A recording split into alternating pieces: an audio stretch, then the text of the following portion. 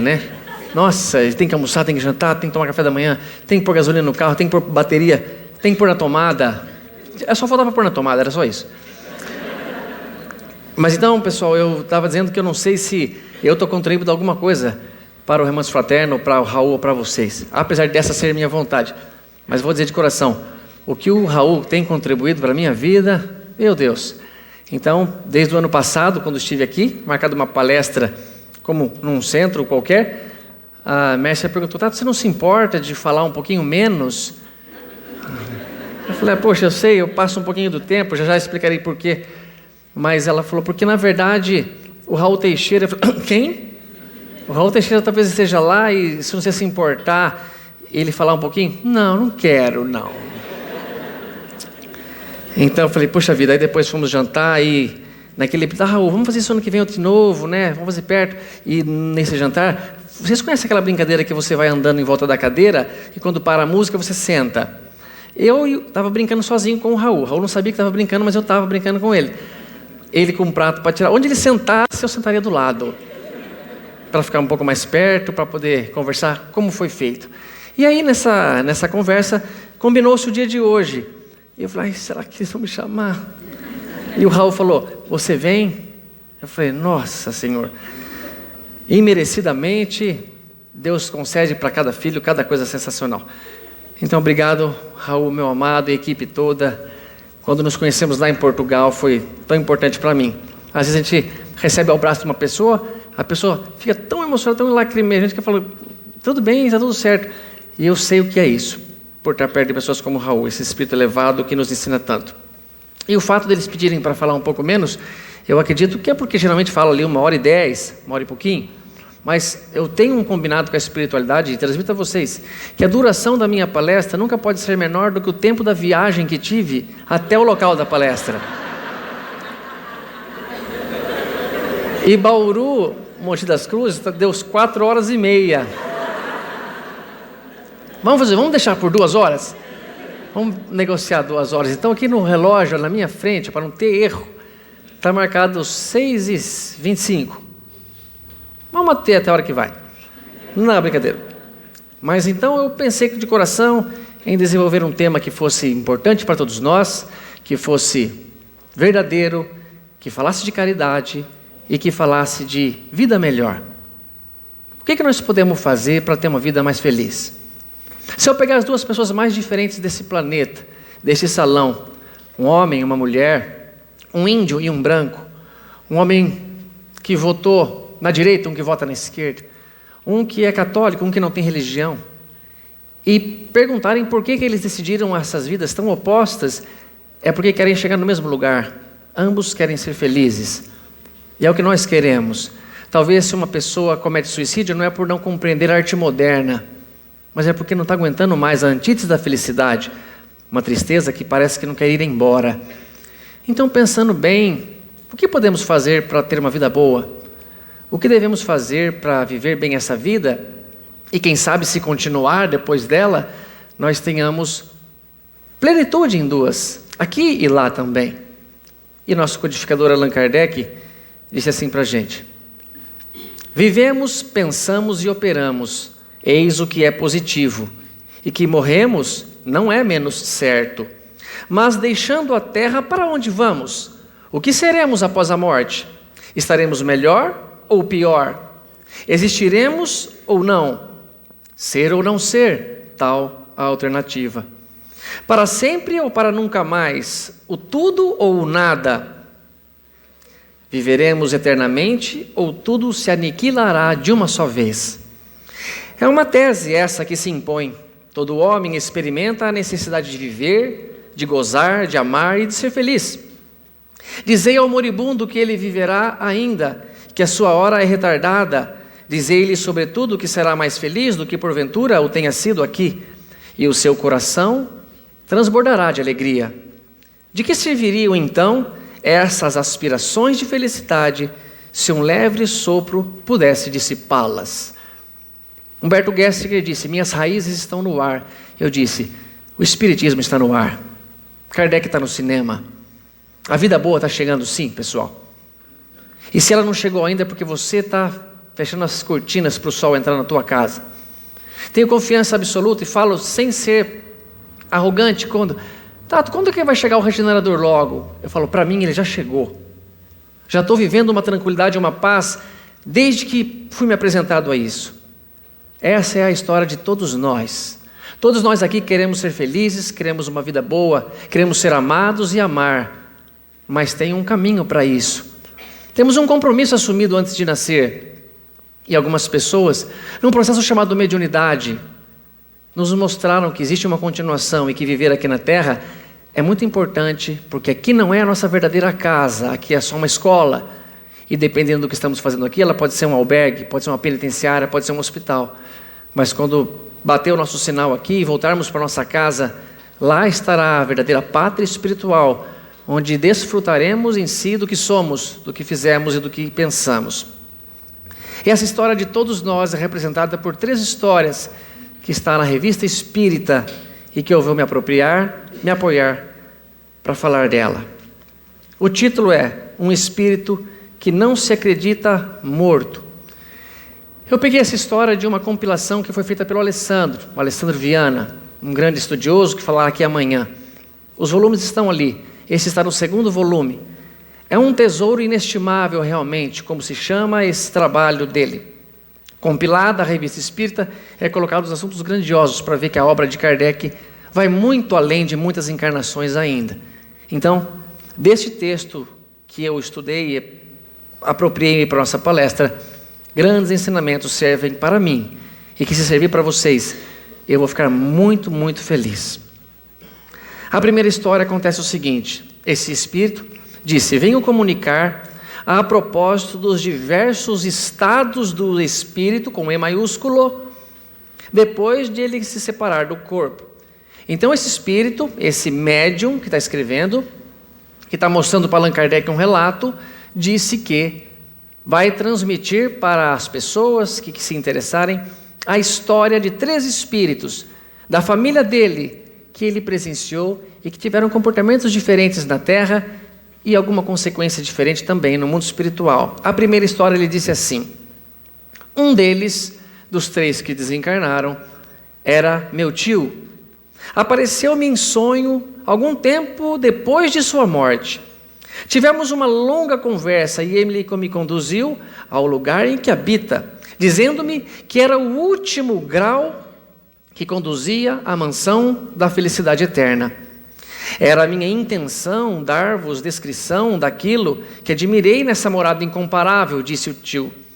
Mas tendo consultado a respeito o meu espírito familiar, ele me disse assim: a alegria e a felicidade que experimenta agora poderia influenciar a descrição das maravilhosas belezas que admiraste aqui neste lugar. E tua imaginação poderia criar coisas inexistentes. Espere um pouco. Espere que teu espírito esteja mais calmo primeiro. Detenho-me então em obediência ao meu guia, ocupando-me apenas de 2 outras visões mais positivas. Relatarei somente as últimas palavras de meu tio, após haver admirado aquilo que me era permitido dizer. E ele então me transmitiu: agora retorne à terra, meu filho. Supliquei-lhe que me concedesse mais alguns instantes com ele. E ele respondeu: não. São 5 horas e deves retomar o curso de tua existência. No mesmo instante, despertei, e segundos após a batida de 5 horas do meu relógio. Quem aqui nunca presenciou isso? Tem um programa, uma coisa muito importante que você quer participar no dia seguinte, e você põe lá para despertar 5, 6, 7, que seja. Hoje, praticamente foi isso. Dou a minha palavra. E a Aninha, Ana Cláudia, minha esposa, pode dizer se foi ou não foi verdade. Momentos antes de despertar, eu acordo antes e me lembro que eu estava conversando com o Raul Teixeira. Não, essa parte não é verdade. Eu queria muito lembrar que eu estava lá, e amanhã, Raul, como é que vai ser?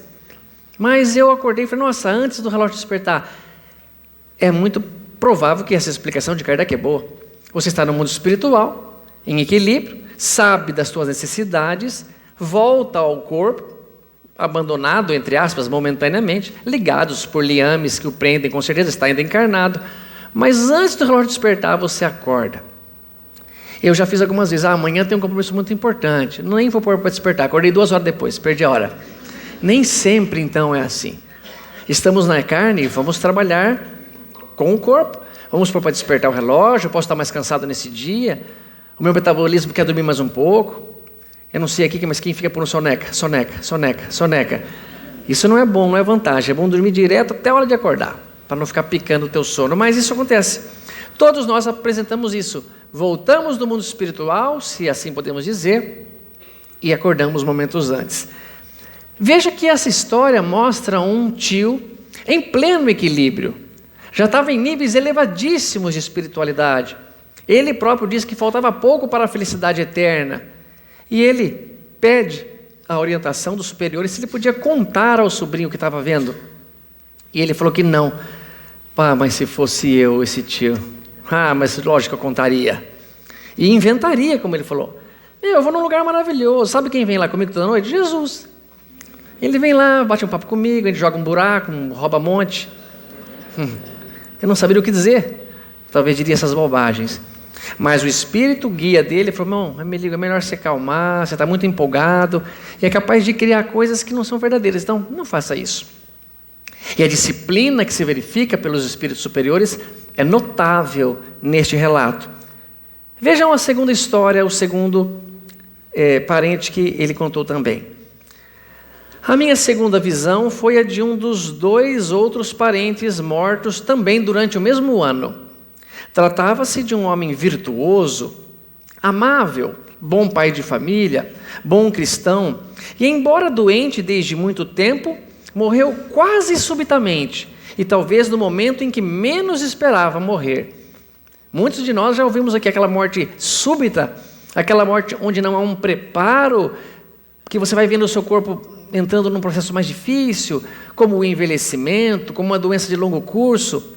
É uma morte que às vezes perturba o espírito, mas nem tudo é igual, nem tudo acontece para você igual para mim, somos diferentes. Por isso no início eu disse, por mais diferentes que sejamos, buscamos a mesma coisa, mas estamos vivendo realidades diferentes muitas vezes, criando a nossa própria realidade. E esse espírito tem uma morte súbita, nem esperava nesse momento acontecer. E ele vê esse espírito também parente dele, só que ele não menciona se era pai, irmão ou tio também. Seu semblante tinha uma expressão indefinível, séria, triste e ao mesmo tempo feliz. Disse-me: expio as minhas faltas, tenho porém um consolo, o de ser o protetor de minha família. Continuo a viver junto à minha mulher e a meus filhos e lhe inspiro bons pensamentos. Orai por mim, meu irmão, pedindo isso ao parente dele, que é quem está contando a história. Veja que já é uma outra história, não estava tão elevado quanto o primeiro, mas se sentia um pouco em expiação, pagando débitos contraídos, mas com uma vantagem, com uma recompensa. Poderia ver a família, inspirar-lhes bons pensamentos, ajudar a esposa, os filhinhos que ficaram. Ótimo, que gostoso poder contribuir desse modo. Mesmo que desencarnemos, continuamos existindo normalmente e nos relacionando com quem amamos, com quem desejamos estar próximo. Mas infelizmente, pessoal, para nós aqui vai valer essa terceira história, o terceiro parente, porque nós não podemos estar ainda, eu acho que na condição do segundo. Alguns podem, eu não vou falar quem é, mas está sentado na primeira cadeira aqui no cantinho. Mas nós não podemos ainda. Portanto, ouçamos com atenção este relato. A terceira visão é a mais característica e me foi confirmada por um fato material. É a do meu terceiro parente. Era um homem encolerizado, imperioso, com os criados, ou seja, muito bravo, impunha aos criados, e acima de tudo, apegado desmedidamente aos bens deste mundo. Nós estamos aqui para um objetivo específico, e acima de todos, ajudar quem ajuda muitas crianças, muitos jovens e famílias em condição de vulnerabilidade social. Aqui pede que tentemos ser um pouco menos apegados ao que não nos faz falta ainda. Que pena que não conseguimos fazer como o óbolo da viúva, ou a viúva que deu metade do que lhe era importante. E Jesus a reconhece como a que mais havia dado ao gasofilácio, aquela mulher que mais contribuiu, porque dava ali do seu sustento. Mas nós duvidamos se podemos contribuir, se alguma parte desse processo pode ser feita e não nos fará falta. Então ele diz: muito apegado aos bens materiais deste mundo. Além de cético, ocupava-se desta vida mais do que da vida futura. Algum tempo depois de sua morte, veio a noite e se pôs a sacudir as cortinas com impaciência, como para me despertar. Como lhe perguntasse se era realmente ele que estava ali, ele me respondeu: sim, vim procurar-te porque és a única pessoa que pode ouvir-me, que pode responder-me. Por quê? Nós sabemos, quem não tem mediunidade não percebe. Kardec disse que todos temos mediunidade, é verdade, mas eu não tenho e nunca terei uma mediunidade como do Raul, como do Divaldo, como do Chico. Eu tenho a capacidade de ser inspirado por meu anjo da guarda, por ouvir alguma coisa e tomar uma decisão do meu livre-arbítrio, mas eu não consigo pegar as sensações, pegar nome, pegar data, pegar uma psicografia sublime desse modo. Aí, coloca-se assim: és a única pessoa que consegue ouvir-me. Minha esposa e meu filho partiram para Orléans. Orléans é uma cidade lá na França, ela está a 120 quilômetros de Paris. Quis acompanhá-los, mas ninguém quer obedecer-me. Disse a Pedro que fizeste a minha mala, mas ele não me escuta. Ninguém me dá atenção. Se pudesse você mesmo vir atrelar os meus cavalos na outra carruagem e providenciar a minha equipagem, prestar-me-ia um grande serviço, pois eu poderia então ir reunir-me a minha esposa em Orléans. Não. Ele não está conseguindo fazer a bagagem dele. Ele não está conseguindo ser ouvido. Se acontecer isso com você, vai atrás de uma pessoa que você ama muito. Mãe ou vó. Pelo menos elas te amam demais. Fala com ela. Se ela não responder, você morreu. Se ela não falar nada, porque mãe é assim, ela pode estar ultra brava, pelo menos uma coisa ela te fala. Não quero conversa com você. Tá ótimo, mãe, não quer, tá ótimo, mas só tá ouvindo, né? Agora, tá tentando, não tá conseguindo, senta e reza, meu. Peça ajuda de alguém que possa lhe esclarecer. Então ele fala: mas ninguém me obedece. Aí esse rapaz, esse médium que está contando, falou assim: mas não pode você fazer a própria mala, você mesmo? Não consigo levantar nada, tocar em nada. Depois do sono que experimentei durante a minha doença, veja que esse morreu doente. Foi lento o processo, ele foi adoecendo e aí pegou num sono lá dessa doença e pareceu que ficou muito estranho. Depois, durante o sono da minha doença, estou completamente mudado. Não sei mais onde encontro-me. Tenho tido pesadelos horríveis. O rapaz perguntou: de onde você vem? De B. Aí o Kardec colocou um B e reticências. Do castelo? O rapaz se perguntou. Ele falou: não. Respondendo-me com um grito de horror, levando a mão à fronte: eu venho do cemitério. Está faltando o quê para você desconfiar, hein? Você veio do cemitério? Após um gesto de desespero, acrescentou: olha, meu caro amigo, dize a todos os meus parentes que eles orem por mim, porque eu estou muito infeliz. A estas palavras fugiu e eu o perdi de vista. Quando veio me procurar e sacudir as cortinas com impaciência, seu rosto exprimia uma terrível alucinação. Ao lhe perguntar como foi capaz de sacudir as cortinas, logo que ele me dizia nada poder levantar, respondeu-me bruscamente: com o meu sopro.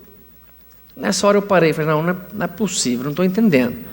Ele tentou levantar as malas, fazer a carruagem, falar chacoalhar, não conseguiu. Como é que ele conseguiu chacoalhar as cortinas? E eu falei, ele respondeu: com o meu sopro. Mas e daí? Sopro também é efeito físico, tem que mexer na cortina. Não tem outro jeito. Alô? Oi, Alessandro Viana. Estou lendo aqui a compilação que você fez. Cara, você não pode me explicar uma coisa aqui? Qual que é a coisa? O rapaz falou que não conseguia levantar bagagem, não conseguia fazer nada. De repente ele veio falar que mexe a cortina e quem está contando, ou seja, o médium encarnado, viu. Realmente ele mexeu. E ele falou que é com sopro. O que é? Ele está debochando? Ou com sopro é alguma coisa diferente que o Kardec não falou e eu não li? E o Lê explicou. Durante o espírito de perturbação, esse estado perturbado dele, ele não consegue movimentar objetos mesmo. Mesmo que tivesse ali um efeito físico, alguém que pudesse doar a possibilidade do ectoplasma, aquilo, perturbado, não sabe nem como fazer aquilo. Mas ele tentou e não conseguiu. E o Lê comentou, muito provavelmente teve uma ação neste momento do plano espiritual superior, que fez com que as cortinas se movimentassem para chamar a atenção possivelmente do homem encarnado, para que o espírito percebesse, puxa, eu acho que tem hora que eu mexo objetos, tem hora que eu não mexo. O que está acontecendo, meu? Será que aconteceu alguma coisa e alguém está me ajudando? Pode ser uma reflexão. Não nos cabe saber, mas o Lê explicou isso então. Não foi por ironia que ele respondeu assim, ele não tem conhecimento nenhum, e a cortina realmente se movimentou. A espiritualidade superior, palavras do Lê, por alguma razão achou importante movimentar a cortina. Não há como afirmar se a intenção é para o encarnado ou para o desencarnado, mas há uma força superior participando dessa realidade, o que pode gerar no espírito algo muito proveitoso. Mas se a espiritualidade achou por bem não ajudá-lo em que ele mexesse nas malas dos cavalos, confiemos que é muito melhor assim. Então ele continua contando. No dia seguinte, fiquei sabendo que a viúva desse parente e seu filho haviam realmente partido para Orlinhas. Esse é um fato que se comprova, pessoal. Não dá para sonhar uma coisa assim, sonhar dá, mas que acontece com tanta confirmação, se não realmente acontecesse.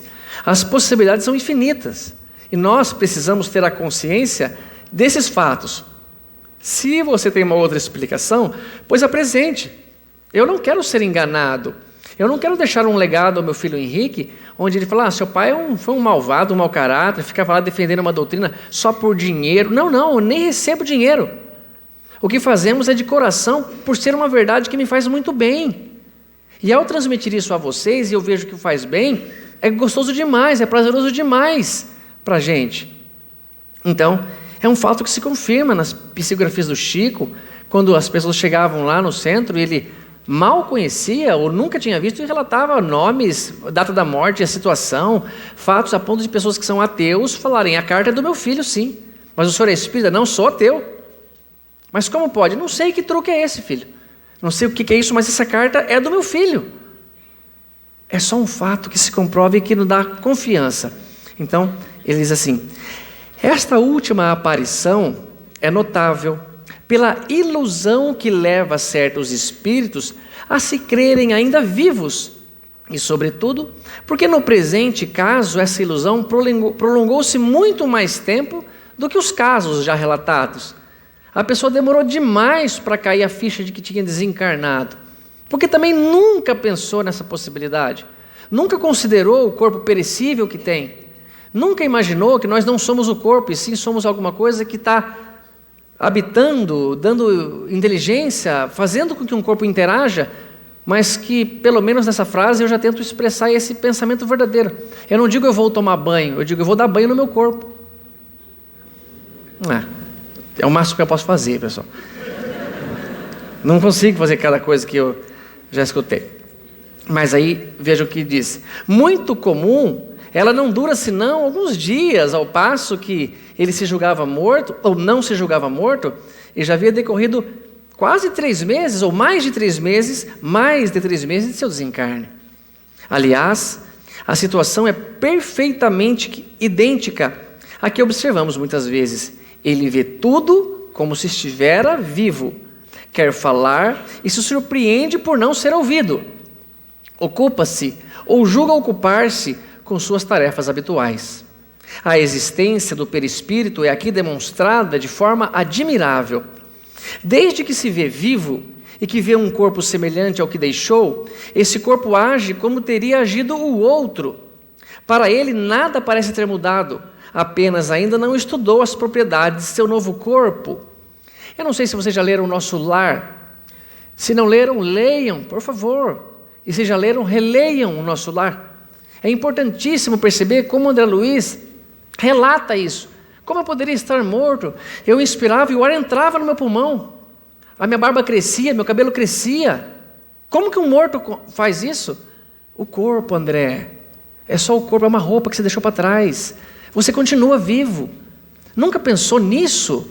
Nunca considerou esses fatos? Nunca viu que essas pessoas estão contando, relatando para a gente? Fatos que são fatos, e fatos é fatos. Fatos são fatos, né? Depois eu faço a edição do vídeo, parece que eu falo, e fatos são fatos? Isso aí, corta o R ali que ficou errado. Julga-se denso e material como se fosse o primeiro corpo, e espanta-se porque nada pode levantar. Não pode tocar em nada. Entretanto, em sua situação, percebe algo de estranho, que não compreende. Supõe-se dominado por um pesadelo, toma a morte por um sono. É um estado misto entre a vida corporal e a vida espírita. Estado sempre penoso e cheio de ansiedade. E que tem um pouco de ambas as vidas. Como já dissemos em outros momentos, é o que ocorre de modo mais ou menos constante nas mortes instantâneas. Veja como é importante agradecer ao envelhecimento, louvar a vida que foi bonita, foi digna, passou, já está com 80, com 75, com 60, com 42, né? Que seja, olha, por falar em 42, vou contar uma história para vocês. Dizem que a vida do ser humano é assim, ó, numa escala de beleza e sabedoria aqui, ó. Nós estamos aqui com 20 anos de idade, aí de 10 em 10 você pode contar, ó, com 30, com 40, ó, nível máximo de sabedoria e inteligência. Com 50 cai um pouquinho, com 60, acho que não tem nada a ver isso aqui não, 60, você acha que tem gente com 60 aqui que... vamos considerar até aqui, 20 anos, 30 e 40.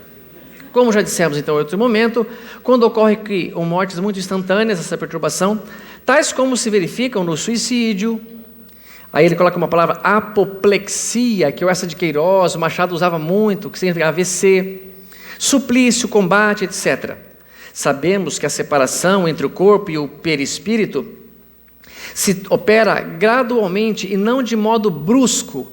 Começa antes da morte, quando ela sobrevém pela extinção natural das forças vitais, seja pela idade, seja por uma doença, mas sobretudo nas pessoas que em vida pressentem seu fim e em pensamento se identificam com a existência futura, de tal sorte que, ao exalarem o último suspiro, a separação é mais ou menos completa.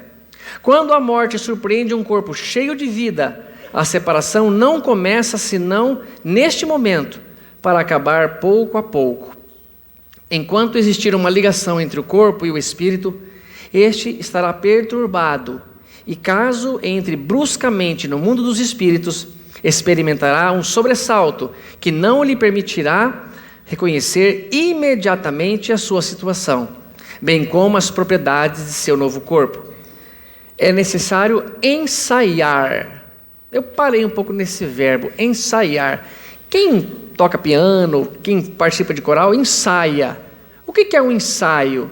É fazer repetidas vezes algo para que no exato momento você erre menos, você seja mais preparado. Por exemplo, nós achamos lindo aqui o coral cantando, bonito, que maravilha, um simples toque da maestrina, um olhar, ela já... Mas vocês acham que eles se encontraram 20 minutos antes de estar aqui? Não, eu falei para as pessoas, eu tenho certeza, a hora que paramos o carro aqui, o salão é do outro lado da rua, mas vocês são esquisitos. É desse, é do outro. Fomos lá e deparamos a sala do coral. E eles estavam ensaiando. O que eu falei foi Jesus que me conduziu até lá. Aqui? Eu que errei. Era deste lado. E o que vimos aqui é um ensaio. Então, ensaiar para a morte, treinar para esse momento, claro, a minha avó Arlinda, uma Arlinda mulher, Ela não entendeu muito bem isso. Ela achava que era assim, na hora que vira a morte, eu vou dar um ar de riso, assim, e vou ficar na cama. Não, isso não interessa, vó. É o treino, é o preparo espiritual, é amar as coisas assim, é ter a tua casa, é gostar dela, mas entender que eu vivo sem ela, e vou precisar viver. É minha esposa, meus filhos, nossa família, sim, mas na verdade um dia teremos que nos separar momentaneamente, e eu tenho que estar equilibrado para meu equilíbrio, para minha economia espiritual, e também não perturbação dos meus familiares. É isso que ele diz, é isso que ele pede. É necessário ensaiar de alguma maneira, e é isso que o faz pensar que ainda pertence a este mundo, por nunca ter pensado nisto. Além das circunstâncias de morte violenta, há outras que tornam mais fortes os laços entre o corpo e o espírito, porque a ilusão de que falamos observa-se igualmente em certos casos de morte natural. É quando o indivíduo viveu mais a vida material do que a vida moral. Que vida que vocês estão vivendo? Hoje, amanhã, abriu o sol, abriu o dia. Kardec fala que o primeiro dever e obrigação é fazer uma oração. Eu fiz, mal feita. Pedi, que a viagem fosse boa, que a palestra fosse boa, que desse tudo certo, não sei o quê. Mas tem gente que tomou cuidado em escovar os dentes, o que é muito bom, se alimentou, o que é muito bom, tomou banho, veio, mas se preocupou um pouquinho com a economia espiritual, considerou um pouquinho uma influência negativa, que alguém pode ter falado, aquela pessoa acha que não gosta de você, e você pensou, não, ela está me demonstrando muito carinho, eu não vou aceitar essa influenciação, não. Considerou essa possibilidade ou não? Nós estamos aqui num salão que fala da doutrina espírita. Se por acaso nós cobrarmos de evangélicos que falaram que a vida tem que ser desse modo, de católicos, de hindus, de muçulmanos, e os seus mestres ensinaram assim, não há o que eles serem responsabilizados, mas nós, e na minha opinião, temos a mais pura informação e bela já oferecida à humanidade, em 2 pilares, Evangelho segundo o Espiritismo e Livro dos Espíritos. Não há como alegar ignorância. Felipe pergunta ao mestre, mostre-nos o Pai, e isso nos bastará. E a resposta de Jesus é sublime. Há tanto tempo que eu estou contigo, Felipe, e não me conhece? Vai alegar ignorância, Felipe? Vai falar que não viu o Pai, por isso está agindo assim? Não há como nos desculparmos ou inventarmos situações hipotéticas para justificar que não tinham sido informados. E esta reunião aqui hoje é para nos ensinar a praticar mais a caridade. E a caridade não é somente não vir aqui e doar um dinheiro. A caridade talvez é dar um passe. A caridade é fazer uma doação que seja de algum modo em vibrações, mas que seja palpável, porque se alguém está com fome, a oração não ajudaria muito. A oração ajudaria.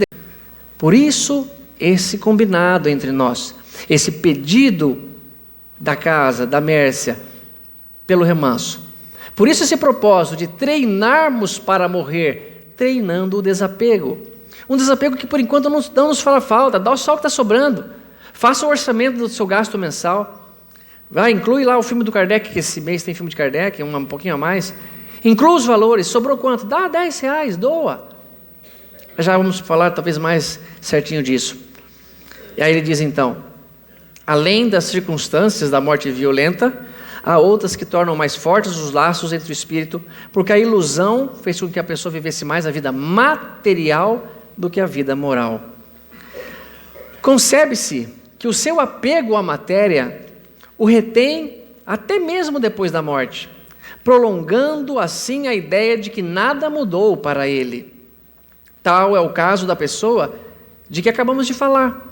Notemos a diferença, agora que vai ficando mais bonito, pessoal, porque agora Kardec vai começar a explicitar as diferenças. Notemos a diferença existente entre a situação deste indivíduo, do terceiro, e a do segundo parente. Vocês lembram como era a situação do segundo? Estava espiando, mas podia vir ver a família, não era o primeiro lá que estava em altos níveis. É o segundo, ajudava o pai, ou a esposa, os filhos, inspirava, já tinha essa condição. Veja as diferenças. Notemos a diferença entre o primeiro e o segundo. Um ainda quer mandar, julgar, necessitar de suas malas, de seus cavalos, de sua carruagem, justamente para ir ao encontro de sua esposa, ainda não sabe que, como espírito, poderia fazer isto instantaneamente. Ou melhor dizendo, seu perispírito ainda é tão material que se julga submetido a todas as necessidades físicas do corpo. Para vir aqui em Monte das Cruzes, eu, Kátia, Ana Cláudia e Thaís pegamos um carro e vai rodar, meu. E eu tentando encurtar o tempo da palestra, encurtando o tempo da viagem, que é a mesma, acelerava e vai, radar e vai, desvia, troca a placa. Não, tá parte não. Põe um papel na placa. Porque, transportar é duro. E quanto eu andei em relação ao planeta Terra? Nossa, não sei, menos de 1%. Bauru, Monte das Cruzes. E em relação ao sistema solar? Não sei, cara. 0,0000001. Em relação à Via Láctea, para de fazer essa conta que você vai ficar deprimido. Mas eu digo, Jesus está onde a vontade dele está. Não há mais barreira. Para que fazer carruagem, pessoal? Ou se quiser acompanhar os passos da sua esposa, pede para morrer. Não, também nem é boa ideia. Depois que morrer, se aproveita e fica junto dela. Mas cuidado que a tua perturbação perturba a mamãe, o filhinho. Então ele fala, ele está querendo ainda arrumar carruagem, arrumar mala, ele não precisa mais disso. Olha a escravidão em que ele se põe. Ele se escraviza. Também ficou escravo a vida encarnada inteira. O outro parente, o segundo, que viveu da vida moral, que tinha sentimentos religiosos, caridosos, que se identificou com a vida futura, embora surpreendido de modo mais inesperado do que este, já está desprendido. Diz que vive no meio da família, mas sabe que é um espírito. Fala à esposa, aos filhos, mas sabe que faz pelo pensamento. Numa palavra, já não tem ilusões, ao passo que o outro ainda se acha perturbado e angustiado. De tal forma, possui o sentimento da vida real, que viu a esposa e o filho que partiam, como realmente partiram no dia indicado, fato ignorado pelo parente a quem apareceu. Não é uma ilusão, mas sim uma realidade da matéria a qual não está inserido. Notemos, na verdade, essa ilusão que ele cria é uma ilusão porque ele julga que a vida real e verdadeira é da matéria, e quando não é. Se eu perguntar a vocês, ou perguntar a mim, quem é você? Falar, eu sou dentista, eu tenho um filho, eu nasci em Bauru, eu tenho 1,95, peso 100 quilos. É o que eu imagino ser. Por quê? Porque meu corpo não é esse. Eu vou criar uma realidade. Não, eu não sei nem o que eu sou, eu estou falando o que eu estou agora. Eu estou dentista, eu estou do sexo masculino. Então, é uma ilusão imaginar que nós somos a roupa de um corpo. Notemos, além disso, de uma expressão muito característica de sua parte, que bem descreve a sua posição. A pergunta que fiz a ele, de onde você vem? Respondeu inicialmente pelo nome do lugar que habitava. A seguir a esta outra pergunta, do castelo? Ele perguntou, o rapaz encarnado. Não, colocando o rosto em pavor, venho do cemitério. Ora, isto prova uma coisa, que não sendo completo o desprendimento, uma espécie de atração ainda existia entre o espírito e o corpo, que o levou a dizer que ele vinha do cemitério. Pessoal, não fiquem com medo de onde vão jogar o nosso corpo, não. Eu tenho até a intenção de deixar o meu corpo na anatomia para estudar lá o que é um corpo de alguém desnutrido, para a pessoa analisar bem o sistema esquelético, sem precisar nem tirar a carne.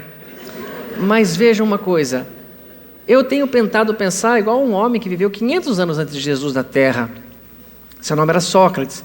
E ele, perto dos amigos, Platão, Lísias, Menexeno. Inclusive, se tem alguma mulher grávida, olha que sugestão boa para nome, Menexeno. É uma própria oxítono, Menexeno. Não é Menexeno nem Menexeno. Menexeno. Você chama de Menê. Ô Menê, vem cá. Eles viram Sócrates beber a cicuta. Sócrates toma aquilo, põe de lado, pergunta ao carrasco, posso jogar um pouco Não é assim, pode jogar um pouco para o santo, mas na verdade não é como é talvez um resgate do povo grego. Mas o Carrasco fala, não, só que a dose está exatamente porque você precisa, depois você vai ficar muito tempo para morrer, toma isso aí logo que é melhor. É como se você, vou beber só meio copo de veneno, tá? Não, bebe inteiro já que você vai ter que tomar. E ele toma, larga ali e volta e começa a tratar com os discípulos, com os seus alunos, normal. E eles começam a chorar, começam a ficar ali mal. Ele falou, o que houve, pessoal? O que aconteceu? Só que você vai morrer, você bebeu cicuta. Ele falou, por tanto tempo eu esperei a minha libertação e agora que eu vou conseguir, vocês vão se entristecer? Não vão se alegrar por mim? Falou, mas Sócrates, o que você quer que a gente faça com você? Onde que nós o enterraremos? O que vocês vão fazer com o meu corpo? Façam o que vocês quiserem. Joga fora, joga no rio, enterra. E eu vou estar muito longe daqui. Depois de Kardec fica um pouco mais fácil responder assim. Mas 500 anos antes de Jesus nascer? Mas vai saber quem foi Sócrates, vai saber quem foi Platão. Se não são espíritos aí que já estão reencarnando e trazendo essas maravilhas para a nossa felicidade, para a nossa paz. Mas nesse momento, parece que começou a compreender a verdade. A própria pergunta parece colocá-lo no caminho, chamando-lhe a atenção para os próprios despojos. Daí, porque pronunciou a palavra cemitério com pavor. É verdade. Por que ele pronuncia cemitério com tanto pavor? Porque ele está desconfiado que o corpo dele está lá.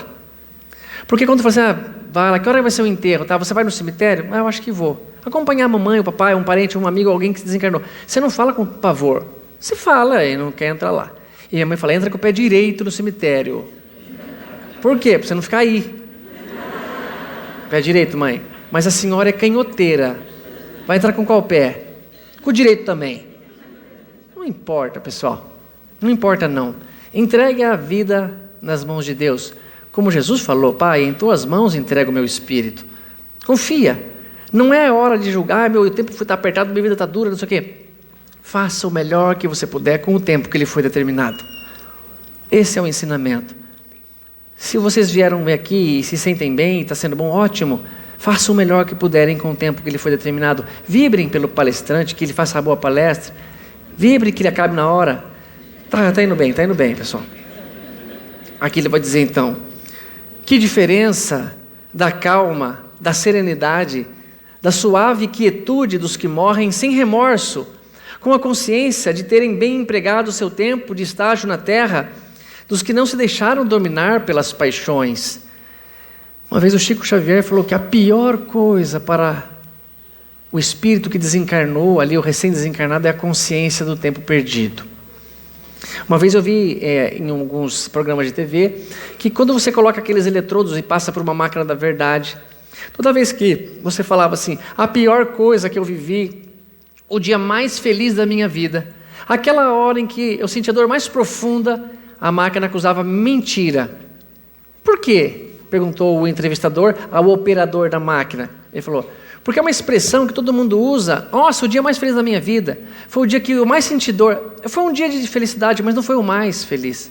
É uma maneira de exagerar na fala. Mas o Chico falou, a pior coisa para o espírito que desencarnou é a consciência do tempo perdido. E eu fui atrás de uma outra frase do Chico, em que ele poderia falar, a pior coisa para o espírito é quando o filho agride a mãe. A pior coisa é o suicídio. Não, ele não fala nenhuma outra. Ele fala que a pior coisa é depois que a gente desencarna e fala, ai, minha mãe não está falando mais comigo, nem minha avó. E segundo aquele palestrante lá, eu morri. É provável. E essa história da avó e da mamãe é verdadeira. A avó e a mãe, se postarem uma corrida com todos os outros parentes, e se o combustível que dá velocidade às pernas delas for o amor, a vovó e a mãe chegam empatadas em primeiro lugar. E não tem segundo colocado. Nem terceiro, nem quarto. Em quinto chega o pai e o vô. Por quê? Porque, mas como assim? Se não tem segundo, eles são segundo. Não, elas colocaram voltas em cima de nós. Por isso, mamãe, eu peço assim, sempre que dá essa oportunidade, mamãe, vovó, vocês têm uma obrigação com a família de vocês. Vocês têm que ser a última a dormir na casa de vocês.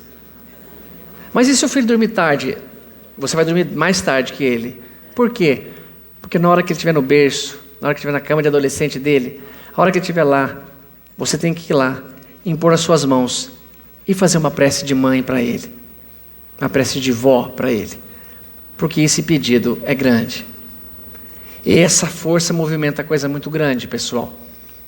Agora, se ele dorme tarde demais, dorme, põe um relógio para despertar lá por 3 da manhã, acorda, faz a prece e volta a dormir.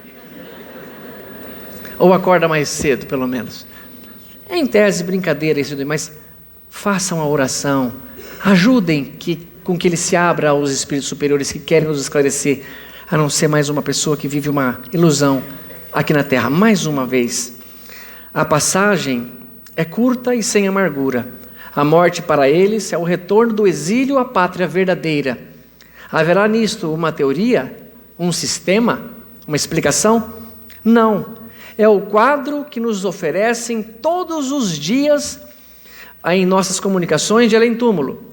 Quadro cujos aspectos variam ao infinito e onde cada um pode colher um ensinamento útil, porque encontra exemplos que poderá aproveitar, caso se dê ao trabalho de consultar e estudar. Que trabalho difícil, hein? Esquecendo as palavras do mestre, amai-vos, em primeiro lugar. Não dá para evoluir, para ser feliz sem amor. Amai-vos, lei do amor, a maior delas, se eu não me cometo uma heresia em dizer, mas instruí-vos também, por favor.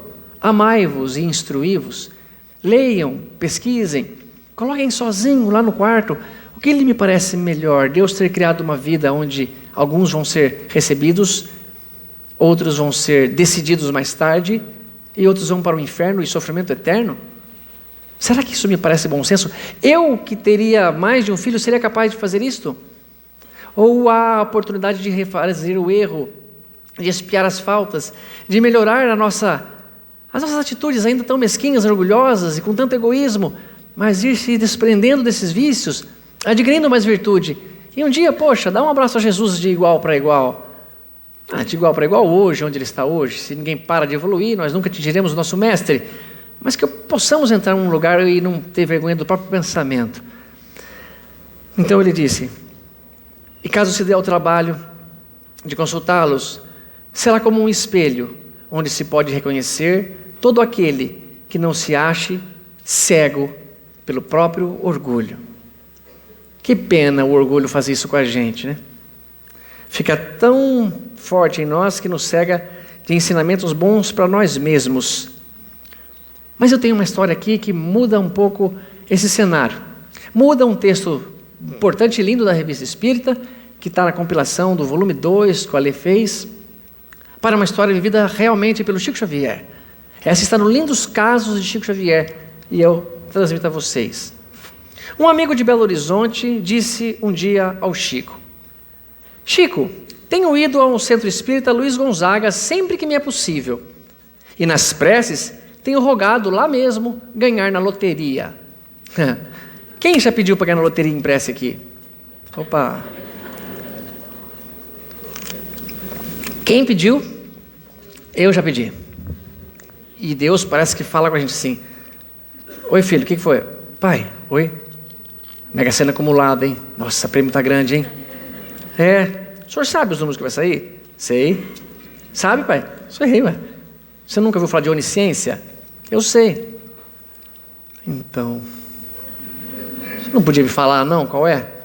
Posso? Mas primeiro só me diga uma coisa, para que você quer tanto dinheiro? Para fazer caridade para o Remanso Fraterno. Você quer fazer caridade para o Remanso Fraterno? Mas você já pode fazer. Dá um pouquinho só. Porque se você der uma coisa que construa um império lá, você tira a chance de outras pessoas que não têm, ajudar um pouquinho pelo menos.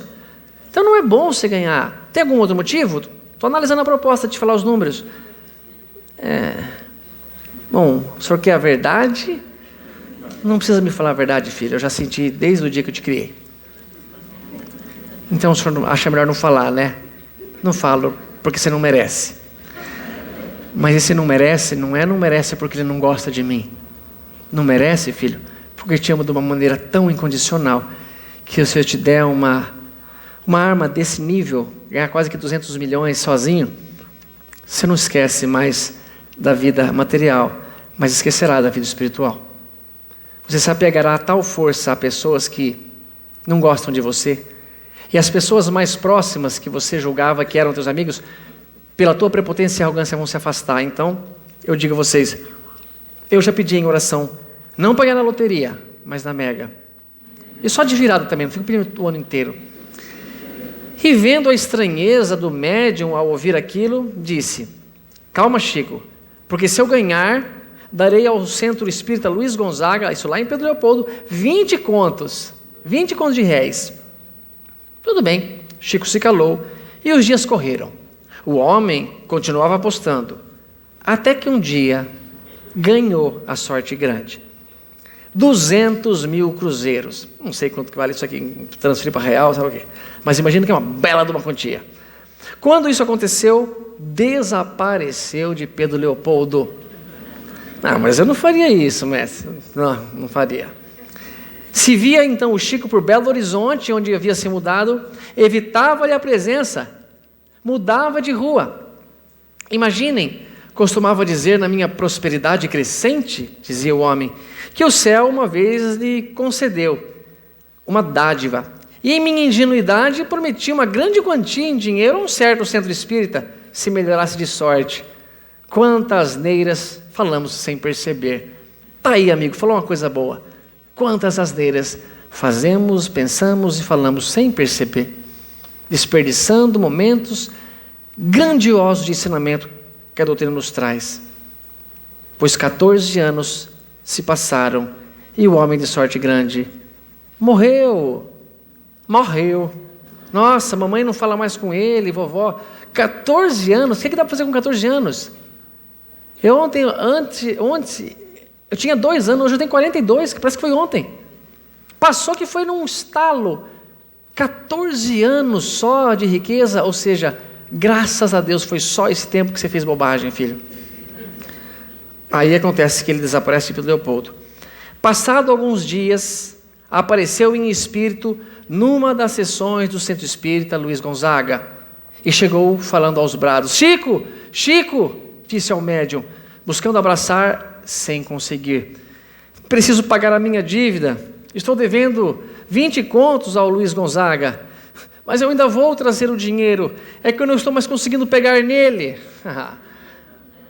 Querido, se Deus te dá a encarnação igual porque não foi um ressuscitar de Lázaro, né? Não morre, porque se começou o processo é irreversível, mas se Deus fala, cara, quer saber? Pode voltar à vida. Ele volta e não dá. Tenho certeza. Mas ele fala, vou trazer o dinheiro, não estou conseguindo pegar nele. Acalme-se, meu amigo, disse o médium. Agora é tarde. O câmbio mudou para você. Ai, que ruim, hein? Agora é bônus hora que chama. Não se preocupe, filho. A sua fortuna está bem guardada em outras mãos. Por quê? Nada disso. A fortuna é minha. O dinheiro é meu. Já foi seu, meu irmão. Acabou. Você está desencarnado, disse Chico. Pois a entidade gritou e acabou perguntando em lágrimas. Mas e agora, Chico, o que fazer? E o velho amigo respondeu com ternura. Esqueça-se da terra, meu irmão. Nós, todos somos devedores de Jesus. Paguemos ao mestre nossas contas e tudo estará bem. E amparado pelos benfeitores espirituais da casa, o homem dos 20 contos, já desencarnado, retirou-se chorando muito. Poxa vida, pessoal, como Paulo uma vez falou, dos outros eu espero qualquer coisa, mas de vocês, meus amados, eu já espero coisas melhores. Pensa que triste se um dia, e daqui eu acredito que 80 anos está todo mundo no plano espiritual, sem muito errar. 80, eu vou estar com 112, se não me engano. Isso, com 60 seria 112 anos eu vou estar. Acho que já vou estar lá. Acho que vocês também vão estar. Imagina se o Raul vê a gente destrambelhado, andando para lá e para cá, e ele tentando falar, a gente não escuta, e tenta agir e não consegue ver, e tentando usar talão de cheque. Porque parece que é incrível, mas eu acredito porque são homens como Chico Xavier que passaram pelas mãos dele dizendo isso. Nós recebemos uma carta mediúnica à humanidade. Então nunca você pode falar, eu já fui aos centros espíritas mais variados, nunca recebi uma carta, uma psicografia. Recebeu sim, essa foi para nós todos. Chama Treino para a Morte, de irmão X. Eu vou pegar só um parágrafo. Se você possui algum dinheiro ou detém alguma posse na terra, não adie doações, caso esteja realmente inclinado a fazê-las. Grandes homens, grandes mulheres, pessoas que admirávamos no mundo pela habilidade e poder com que concretizavam importantes negócios, aparecem agora junto de nós e em muitas ocasiões à maneira de crianças desesperadas por não conseguirem mais manobrar os talões de cheque. Eu não queria ser visto assim. Eu não ficaria à vontade de imaginar que papai e mamãe tentando me ajudar. Não pode. É porque ele está tão apegado a um bem dele, que ele achou que fosse dele. Eu vou dizer, o que é seu, ninguém toma. Quando você morrer ou desencarnar e for ao mundo espiritual, você levará com você as mesmas maldades, a mesma ignorância, a mesma bondade, a mesma sabedoria, porque é seu. Mas se estiver aqui, nesse tempo aqui em Mogi, muito frio, e eu pedir uma jaqueta emprestada, e a Mércia me emprestar, ela empresta porque não é dela. Ela empresta porque nunca foi, isso eu não devolver, eu não devolvo porque não era dela mesma. Mas se eu falar, pessoal, eu vou lá para os Estados Unidos, eu queria fazer uma palestra lá em inglês, vocês não podem, alguém que tem um bom inglês, me emprestar? O que você quer, um cidadão inglês? Não, o teu idioma. Empreste, eu gasto o teu inglês lá e depois eu devolvo. Nem que o coração mais amoroso desse centro quisesse me emprestar, é intransferível, porque isso é seu. Não tem como você não entender o que eu estou falando, porque vocês entendem português. Isto é seu. Isso é uma conquista nossa. Isso a gente não perde nunca. Então, se nós temos alguma possibilidade, pessoal, quem sabe se você passar ali no final e pegar esse panfletinho aqui, ó, e ler a história do Remanso Fraterno. 250 crianças atendidas, mais de 1.000 crianças já atendidas, 50 mil metros quadrados de área total, 3 mil metros quadrados de área construída, 160 famílias assistidas, 23.320 refeições servidas por mês, 2.500 toneladas de alimentos por mês, 15 salas de aula. Como é que faz para comprar tijolo? Como é que faz para fazer merenda? Dinheiro é uma carta coringa. Ela pode virar tanto sopa quanto pólvora, porque ela é dada valor a um objeto fictício. Então, se alguém tiver alguma vontadezinha de colaborar com qualquer quantia, 10, 15, 40, 100, 200, o que quiser, não precisa nem mandar pelo correio, você preenche isso aqui mesmo, lá na saída, põe todos os seus dados, marca aqui um valor, e não precisa obrigatoriamente ser este valor. Você escolhe, eu quero colaborar com um apadrinhamento escolar, R$40 por mês. Vai fazer falta? Tomara que faça, porque aí você vai ser considerado por Jesus como aquela viúva que doou parte do sustento dela, como se você tivesse realmente mais um filho, onde você deixa de comer para ele comer, porque esse é o amor ágape, ensinado por Jesus. Aquele que não come, para o outro comer um pouquinho. Aquele que não dorme, para o outro dormir 5 minutos por noite se precisar. Enfim, ágape se curvará, para o outro enxergar um pouquinho mais longe. E se puder contribuir com isso, não só vindo até aqui, contribuindo com o teu ingresso, que é muito agradecido por todos nós, participe, e é uma dica para a gente não passar por essa vergonha perante pessoas que a gente admira muito, como esses homens de escola mencionados pela Mércia. Às vezes, se você começar a fazer uma pequena doação, certas coisas podem não ser mais necessárias na sua vida, que você gaste obrigatoriamente o teu dinheiro com uma doença que não irá embora. E agradeçamos também as doenças e tudo isso que veio por nós, todas as conquistas, as grandes oportunidades que tivemos vieram através das doenças mais difíceis, de longo curso talvez, de outras encarnações. Porque não tenho medo nenhum de dizer que as paredes de um hospital ouviram as preces muito mais sinceras do que as paredes de uma igreja. As paredes de uma capela dentro de um hospital escutam as preces mais sentidas e mais verdadeiras de um verdadeiro Filho de Deus, que tem um poder nele e nem sabe que tem. Mas que possamos ser mais desprendidos e doar mais, e que o dia que mereçamos aconteça isso que eu contarei a vocês de um amigo. Uma das histórias mais bonitas que eu já ouvi na minha vida. Este amigo estava queixando-se da própria mediunidade. É um amigo palestrante lá de Marília, Paulo César Fernandes. E ele se queixava dizendo que ele não queria ser médium, que a mediunidade como de Raul Teixeira, que a mediunidade como de Divaldo, de Chico Xavier, o perturbava muito, porque espíritos muito ruins, muito trevosos o aproximavam dele. E ele então queria liberdade, ele queria viver uma vida normal. E ele então não conseguia, porque esses médiums o perturbavam, esses espíritos com a mediunidade. E ele implora e pede o seu amigo, o seu anjo da guarda, então faz um combinado com ele. Paulo, tudo bem, vamos fazer o seguinte, hoje tem reunião mediúnica, atenda só mais um irmão.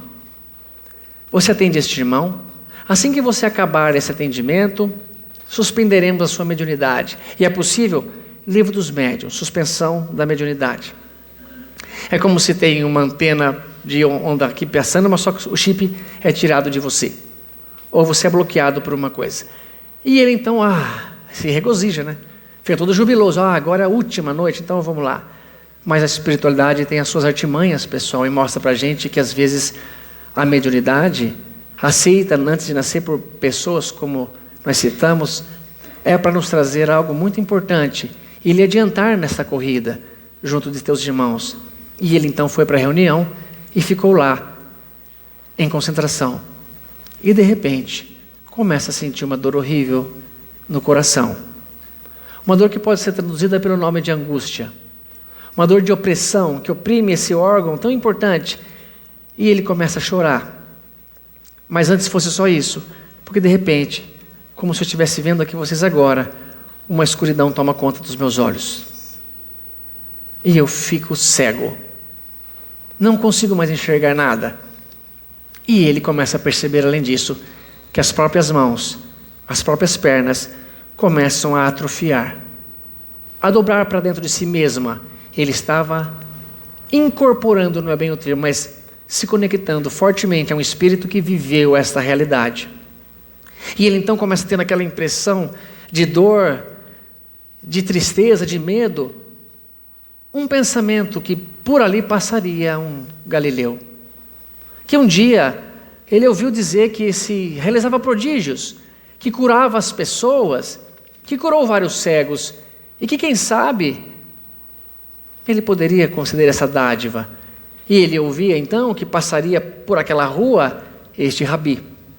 E ele tenta se aproximar, e caminhando com aquela dificuldade de quem se arrasta, como se numa corrida de São Silvestre, quiséssemos ficar na beirada, para ver e dar água e dar tchau para a câmera.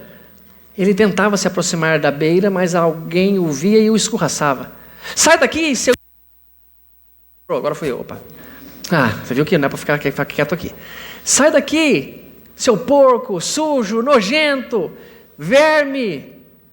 E ele chorando se afastava e apalpava coisas nojentas, fétidas, despojos humanos, coisas excretas dos corpos humanos.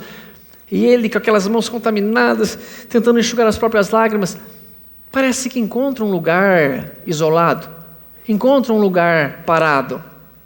Mas sentia também no coração que parece que ninguém passaria por ali. Talvez o mestre fosse tomar outro caminho. Mas ele orou e pediu que o ajudasse, que tivesse misericórdia com ele e que ele pudesse ao menos ver e se locomover por lugares menos imundos. E alguns minutos em silêncio, ele começa a escutar: aleluia, aleluia, é ele, é o mestre, está vindo. Sim, é o nosso rabi, está vindo, está vindo. E ele começa a gritar também: Senhor, estou aqui, Senhor. Aqui, por favor, misericórdia de um pobre cego, Senhor, por favor. Eu vou ter que fazer: Senhor, por favor. Naquela posição, diz Paulo que de repente ele sentiu tocar no rosto dele a mão mais carinhosa que já passou na face dele. Em primeiro lugar, não está a mamãe e a vovó, não. Essa mão estava mais amorosa do que a delas. E quando ele sente passar no rosto dele, Paulo me descreveu que fosse assim: vamos Vamos imaginar que esse aqui é o rapaz e que eu, por alguns segundos, sou ele, o mestre. Talvez ele gritando ali nessa altura, supõe, porque ele não pode enxergar daqui até esse momento, que o mestre tenha feito assim.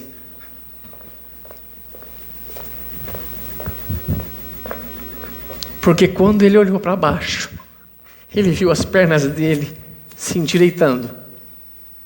Ele viu as próprias mãos se abrindo. E ele percebeu, eu estou conseguindo enxergar a minha própria cura. E quando ele olha para lá, ele vê, segundo Paulo, os pés mais bonitos que um ser humano pode portar, pisando sobre as sandálias mais simples que existe. Com um passo urgente, como quem tem muito trabalho a fazer. Como quem não está preocupado em contabilizar, pelas anotações de Mateus ou de João, mais uma cura, mais uma para conta, mas sim mostrar que existe esperança e que tudo o que você está passando aqui nessa terra, toda a dor que você está vivendo, tem um propósito maior. Mostrar para você que essa dor tem hora certa para acabar, que vai passar uma hora e o teu corpo doente, e que é de todos nós, vai ficar para trás. E seremos leves, livres, porque tenderemos a acreditar que existe uma coisa mais bonita e melhor. Jesus Cristo, num toque de mão, fez com que Paulo percebesse, pelo Espírito que estava ali se comunicando, que ele é um ser cura. Nos mostra a verdadeira possibilidade de agradecer tudo o que tivemos, médiuns ou não, pobres ou não, mas que todos nós poderemos contribuir, porque ninguém é tão pobre financeira ou moralmente que não possa dar um pouquinho de sua contribuição para uma criança, para um irmão que está sofrendo muito mais do que você. São 7:30. Eu consegui terminar a palestra, mas eu gostaria, e agora só que eu digo, de conseguir sintetizar em 3 minutos e pouco tudo o que eu quis falar e tudo o que eu treinei e tentei fazer para que ficasse mais adequado para vocês, mas eu não sou capaz de fazer isso ainda. Mas hoje aqui comemoramos a fundação de um lugar, de um homem que já sabe fazer isso, e sintetizar tudo isso que eu disse de uma maneira leve, numa conversa com uma moça, tudo o que vocês vão assistir agora.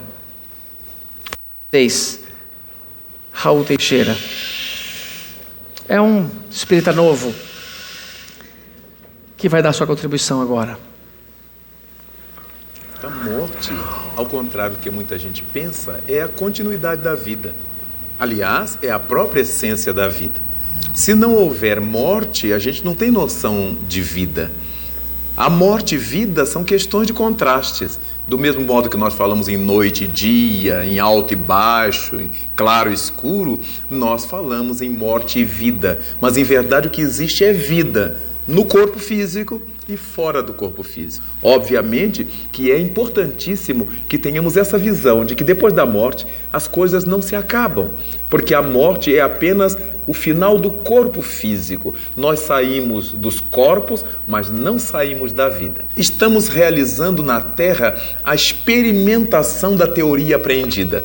Então, se a gente aprende que a lei divina é a lei do amor, a gente vem para a Terra para aprender a viver a lei do amor, por exemplo. As religiões estão aí na Terra com essa finalidade, deveriam estar com essa finalidade, de nos fazer entender a importância de viver no mundo a lei do amor, a lei de justiça, a lei de caridade, a lei de sociedade. O difícil, Cláudia, não é morrer, não é ir para o mundo espiritual. O difícil é estar aqui. Como para qualquer aluno, o difícil não é estar na sua casa, com seu pai, sua mãe, seus irmãos, onde ele põe os pés para cima, fica à vontade. O difícil é viver no meio dos outros, obedecendo regras, sabendo que ele não pode fazer tudo que ele quer, mas tem que fazer tudo que ele deve. As pessoas à sua volta cobram seu respeito, cobram seu enquadramento. Então essa é a vida no mundo. Nós estamos numa escola. Estamos exatamente aprendendo a crescer para Deus, a nos libertar como seres espirituais desencarnados ou como seres espirituais encarnados. Muitas vezes a gente sai do corpo e não tem a noção de que desencarnou. Mas quando nos deparamos com aquela turma toda na estação nos esperando, e a gente sabe que já eram parentes mortos, a ficha vai caindo, como a gente diz popularmente. Nós vamos nos assenhoreando da realidade. E esses nossos seres queridos vão tratando de pouco a pouco nos informar, nos confirmar que nós já não fazemos parte da vida corporal. Mas há situações em que nós desencarnamos completamente anestesiados. Entramos no mundo espiritual completamente sem memória de nada, como se estivéssemos num estado de coma. E só despertamos depois de muito tempo. E aí nos deparamos com seres queridos à nossa volta ou com seres pouco amados à nossa volta. Alguns que nos bendizem, alguns que nos fazem cobranças, alguns que nos recebem bem e outros que nos hostilizam. Isso em função da nossa sementeira deixada no mundo. O indivíduo não se santifica porque saiu do corpo. O indivíduo não vira santo, não fica um anjo porque morreu. Nós saímos do corpo, repito, mas não saímos da vida. Mas quando se trata de desencarnação, no momento em que eu saio do corpo físico, eu já estou no mundo espiritual. O que vai pesar aí é o nível de minha espiritualidade, é a minha condição espiritual. Essa é que vai dizer se eu vou travar contato imediato com os meus benfeitores, com meus amigos, com meus familiares ou com os meus adversários, meus inimigos. A morte é uma libertação para quem viveu se libertando. A morte é uma escravização para quem viveu se escravizando. Vive se escravizando a pessoa que põe todas as suas fichas nas coisas que vão ficar aqui. O meu valor maior é meu carro, é minha casa, é minha mulher, é meu marido, é meu filho, é meu isso, é meu aquilo. Obviamente, na hora que eu tenho que deixar para trás tudo isto, eu estou escravizado. Eu estou numa tormenta sem tamanho.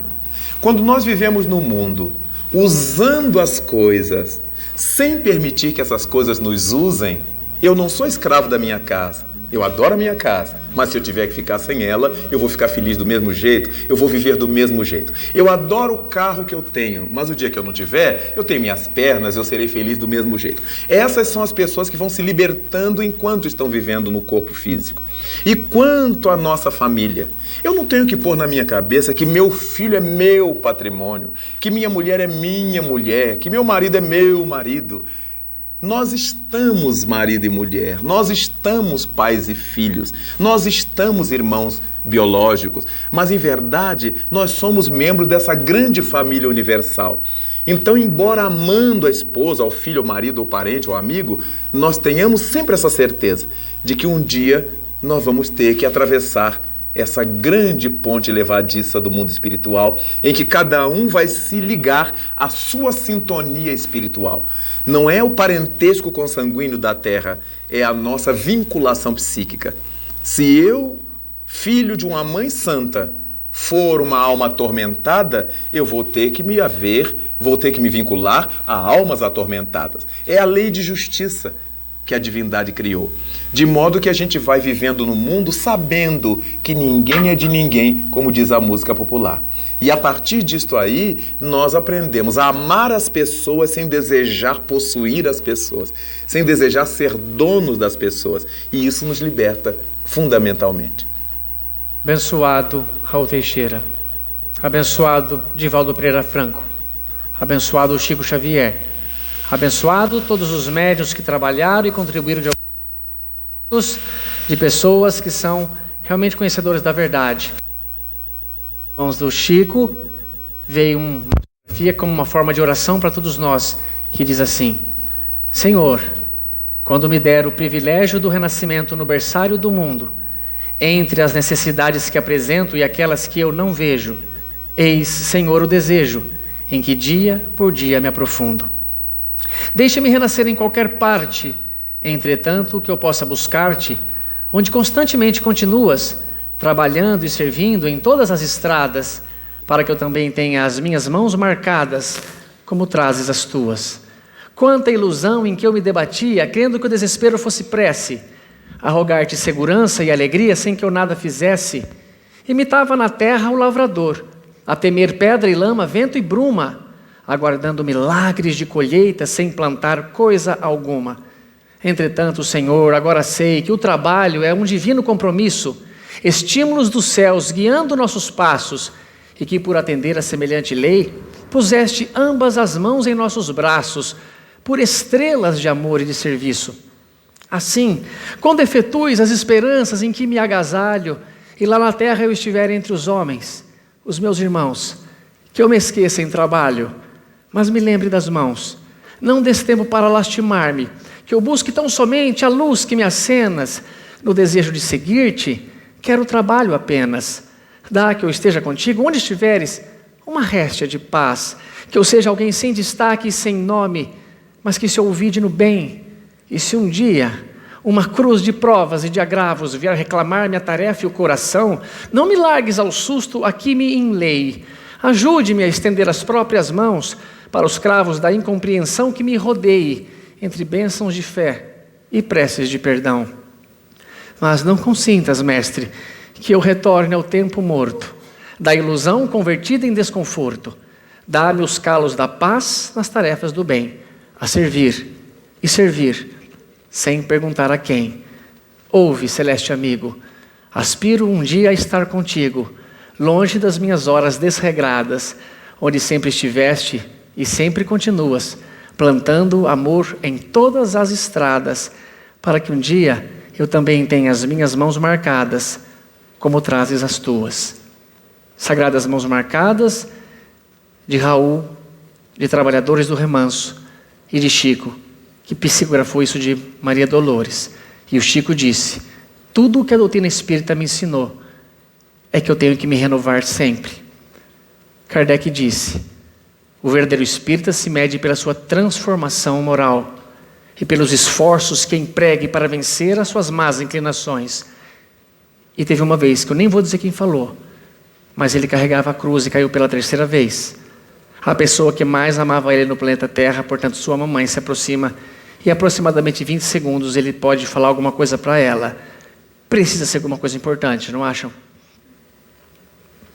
O que vocês falariam para a mãe de vocês, momentos antes de ser eletrocutado, crucificado, guilhotinado? Pois o mestre falou: mãe, veja, eu renovo todas as coisas. Talvez, se saindo dessa palestra, depois das de amanhã, que são bem melhores, vocês saírem, agora não, agora, e mudarem um pouquinho, valeu a pena. Porque se a gente continuar a mesma situação, a mesma coisa, pode ser que Jesus não tenha tempo de nos ver na estrada e tocar, porque não estaremos lá. Um beijo a todos, vida longa, Remanso Fraterno, que Jesus nos abençoe.